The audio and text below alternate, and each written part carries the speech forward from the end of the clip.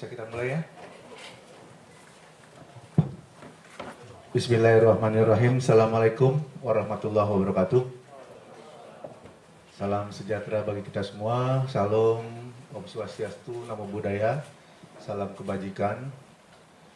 Yang saya hormati Direktur Tindak Pidana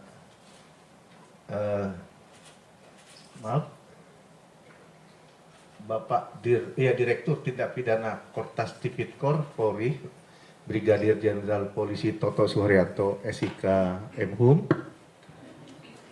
rekan-rekan Kanit dan para Kasubdit, serta rekan-rekan media sekalian.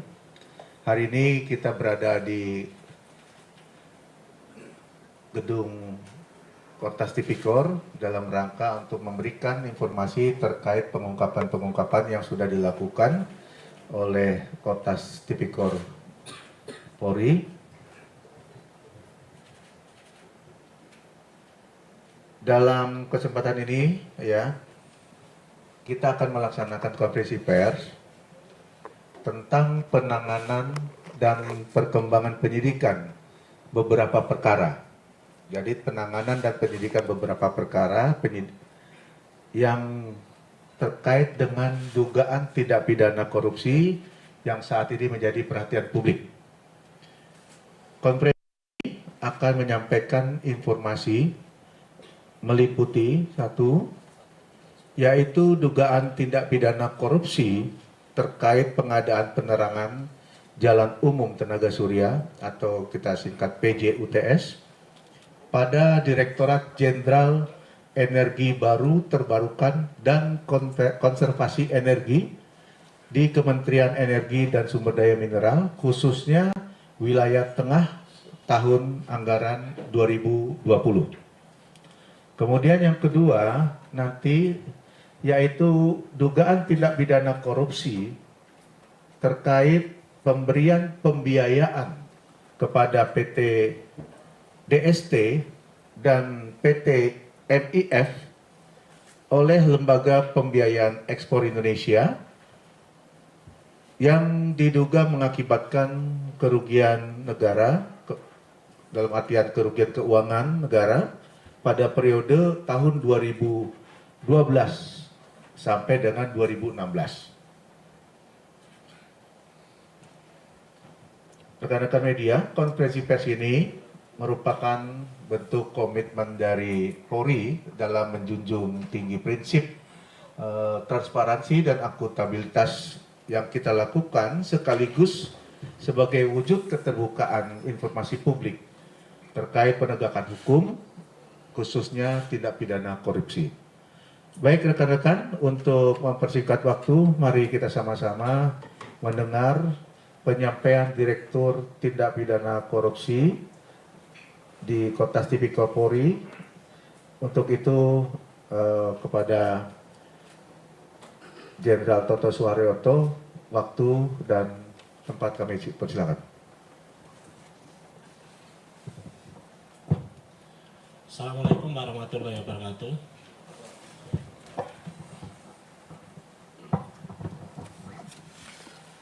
Yang saya hormati Bapak Kapek Penung, Kombes Pol RD, kemudian rekan-rekan penyidik dan rekan-rekan media. Di penghujung akhir tahun 2025, kami akan menyampaikan dua perkara korupsi. Yang pertama, korupsi berkaitan dengan pemberian pembiayaan kepada PT DST dan PT MIF oleh Lembaga Pembiayaan Ekspor Indonesia LPI pada tahun 2012 sampai dengan tahun 2016. Proses penyidikan ini kita awali sejak tanggal 22 Januari 2025 berdasarkan LP nomor A2 dan LPA nomor 3. Pasal yang kita persangkakan, yang pertama pasal 2 atau pasal 3 Undang-Undang Tipikor, kemudian juga pasal 3, 4 dan pasal 5 Undang-Undang 8 2010 tentang TPPU. Penyidik telah menetapkan 6 tersangka. Untuk LP A2 kita telah menetapkan 5 tersangka Tersangka yang pertama FH selaku Relationship Manager Divisi Pembiayaan UKM LPI tahun 2011-2018. 2. Tersangka NH selaku Kepala Departemen Pembiayaan UKM LPI tahun 2012-2018. 3. Tersangka DSD selaku Kepala Divisi Pembiayaan. 4. Tersangka IS selaku Direktur Pelaksana 3 LPEI tahun 2013-2016. 5. Tersangka AS selaku Direktur Pelaksana 4 LPEI. Kelima tersangka dari LPEI. Dan LPA nomor 3 untuk tersangka 1 inisial DM selaku Direktur Utama PT MIF tahun 2014-2022. Berdasarkan penghitungan kerugian negara yang kita terima tanggal 10 November 2025, kerugian keuangan negara sebesar 43.639.739 USD. Kita telah memeriksa 76 saksi dan 3 ahli dan juga telah melakukan penggeledahan di lokasi tersangka. Saya sampaikan tentang posisi kasus. LPI pada tahun 2012 sampai dengan 2014 telah memberikan pembiayaan kepada PT DST senilai 45 miliar dan 4.125 USD. Dalam proses pembiayaan, fakta terjadi penyimpangan sehingga seharusnya pembiayaan tidak dapat diberikan kepada PT DST senilai 45 miliar dan 4.125 USD. Pada akhirnya berakibat pada kredit macet call 5 senilai 9 juta USD. Dalam rangka mensiasati kredit macet, diduga melakukan upaya plafonering pembiayaan untuk window dressing di akhir tahun 2014 melalui skema novasi dari PT DST ke PT MIF. Berdasarkan skema novasi tahun 2014 sampai 2016, LPE telah memberikan pembiayaan kepada PT MIF senilai 47.500.000 USD melalui 3 kredit model kerja ekspor selama 3 tahap. Dalam proses pemberian pembiayaan kepada PT MIF terjadi 2 skala penyimpangan. Yang pertama, penyimpangan pada proses analisis permohonan sampai dengan perjanjian PT MIF kepada 9 user ini fiktif. Yang kedua, penyimpangan pada proses pencairan dan monitoring kolektibilitas pembiayaan PT MIF ini juga tidak dilakukan. Yang pada ujungnya terjadi macet call 5 senilai 43.617.739,13 USD. Perbuatan melawan hukum terhadap 6 tersangka. Yang pertama, untuk tersangka FH, NH, dan DSD ini bersama-sama tidak melakukan verifikasi kebenaran dokumen perjanjian pembiayaan debitur dengan 9 end user buyer pemilik pekerjaan yang dijadikan agunan piutang PT MIF kepada LPI pada saat pencairan fasilitas pembiayaan PT MIF fiktif. Yang kedua, bertiga juga bekerja sama menyetujui pencairan pembiayaan PT MIF yang digunakan untuk novasi pembiayaan bermasalah PT dengan menggunakan dana LPI tanpa pengajuan permohonan dan initial payment atau setoran awal senilai 9 juta USD ke PT LPI. Untuk tersangka IS selaku Direktur Pelaksana 3 LPI tahun 2013-2016, perbuatannya adalah meminta tersangka DSD selaku Kepala Divisi UKM dan tersangka NH selaku Kementerian Pembiayaan UKM untuk mencari debitur baru, dalam konteks ini adalah MIF, guna menyelesaikan pembiayaan bermasalah PT DST yang Kol 5. Yang kedua, meminta tersangka DM selaku Direktur PT MIF untuk melakukan pelunasan pembayaran kewajiban debitur bermasalah EPI atas nama PT DST dan PT SGC. Untuk tersangka AS selaku Direktur Pelaksana 4 LPI menyetujui pemberian fasilitas pembiayaan baru kepada PT MIF terkait kebijakan penyelesaian pembiayaan bermasalah PT DST dengan skema novasi menggunakan dana LPE yang tidak sesuai dengan peraturan Direktur PDD nomor 012 berkaitan dengan prosedur novasi.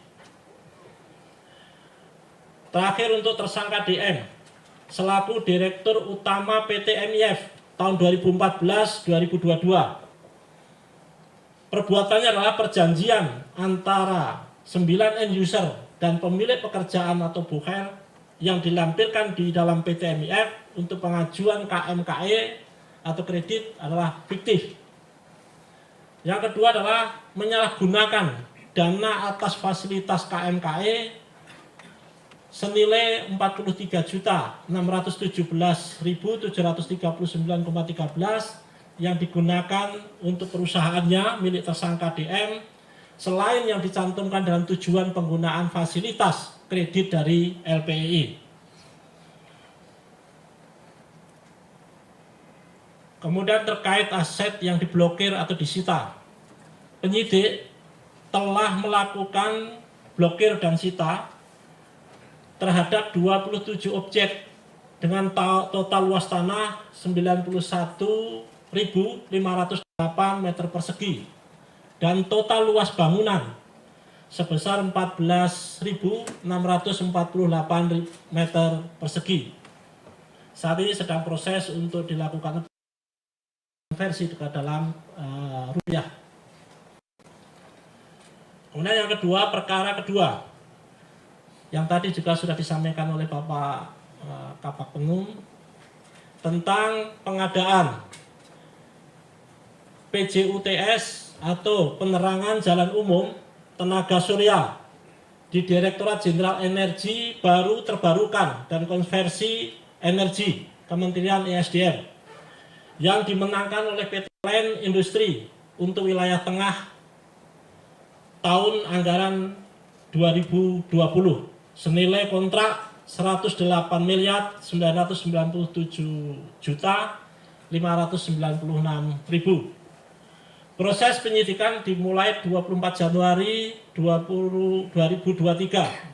Persangkaan pasal 2 dan pasal 3 junto 55 Undang-Undang Tipikor. Penyidik telah menetapkan 3 tersangka.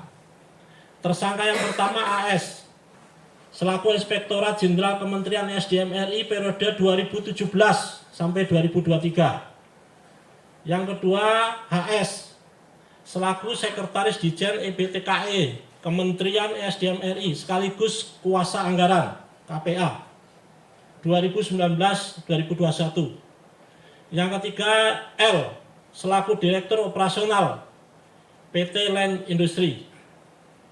Kasus posisi yang pertama, tahun 2020 Kementerian SDM RI melalui Direktorat Jenderal Energi Baru Terbarukan dan Konversi Energi EBTKE melakukan pengadaan lelang untuk pekerjaan pemasangan penerangan jalan umum tenaga surya atau PJUTS wilayah tengah tahun 2020 sebanyak 6.835 unit yang tersebar di 7 provinsi dengan anggaran 108.997.596.000.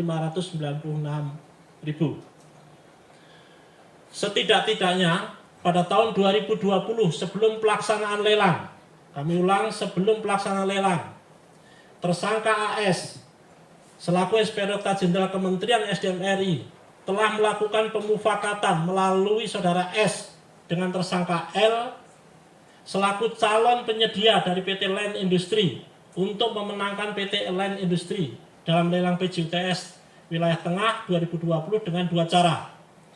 Cara yang pertama, tersangka L meminta kepada saudara S untuk dilakukannya perubahan atas spesifikasi dan perubahan paket PJUTS yang sebelumnya terdiri dari 15 paket kecil digabung menjadi 5 paket yang berisikan 3 paket besar dan 2 paket menengah bernilai 100 miliar ke atas agar PT Land Industri bisa mengikuti lelang. Saudara S menginformasikan kepada tersangka AS. Selanjutnya tersangka AS memberikan instruksi kepada HS selaku KPA untuk melakukan perubahan atas spesifikasi dan pemaketan. Bulan April sampai dengan Juni, pelaksanaan lelang Panitia Pengadaan PJUTS Wilayah Tengah 2020 telah menyatakan bahwa PT Land Industri gugur kepada tersangka AS. Kemudian tersangka HS meminta dilaksanakan review terlebih dahulu, sehingga tersangka AS menerbitkan laporan hasil review dengan rekomendasi untuk melakukan klarifikasi kesanggupan kepada PT Land Industri yang merupakan tindakan post bidding, dan itu bertentangan dengan aturan pengadaan barang dan jasa. 9 Juni 2020, Panitia Pengadaan PJUTS meloloskan dan memenangkan PT Land Industri meskipun tidak memenuhi syarat teknis setelah dilakukan post bidding. Pada proses pelaksanaannya, perbuatan melawan hukum saudara Land Industri PT Land Industri telah melakukan pengalian pekerjaan kepada pihak lain yang tidak terdaftar di dalam dokumen penawaran dan tanpa sepengetahuan dari PPK. Sehingga ada beberapa PJUTS yang tidak terpasang dan under spec, sehingga negara mengalami kerugian 19 miliar 522.256.578,74 rupiah. Hasil penghitungan kerugian keuangan negara yang tadi saya sebutkan itu telah kita terima senilai 19 miliar, 5. Beberapa tindakan penyidik telah melakukan pemeriksaan terhadap 56 saksi, 3 ahli, termasuk telah melakukan penggeledahan di 2 lokasi. Kantor Direktorat EBTK Kementerian ESDM RI, Kantor Inspektorat Jenderal Kementerian ESDM RI, dan telah melakukan tindakan blokir terhadap 31 aset tidak bergerak berupa tanah seluas 38.697 meter persegi yang berada di wilayah Bandung, Sumedang milik tersangka L. Selain itu, saat ini masih dalam proses untuk aset recovery untuk aset yang lain sedang berproses yang dilakukan oleh penyidik. Demikian kami kembalikan kepada Pak Kapek Penum. Terima kasih. Wassalamualaikum warahmatullahi wabarakatuh. Waalaikumsalam. Terima kasih Bapak Brigjen Toto Suharyanto. Tadi ralat ya, beliau itu sebagai Direktur Penindakan di Kortas Tipikor. Tadi saya menyampaikan tidak seperti itu. Kita tegaskan beliau adalah Direktur di Kortas Tipikor. Baik rekan-rekan media, saat ini kita beri kesempatan untuk pertanyaan-pertanyaan yang ditujukan kepada beliau atau penyidik yang lain. Saya kasih kesempatan 3 pertanyaan. Mau 1, ada lagi? 1 dulu aja ya. Baik, nanti Mbak silakan sebutkan nama dan dari media mana ya.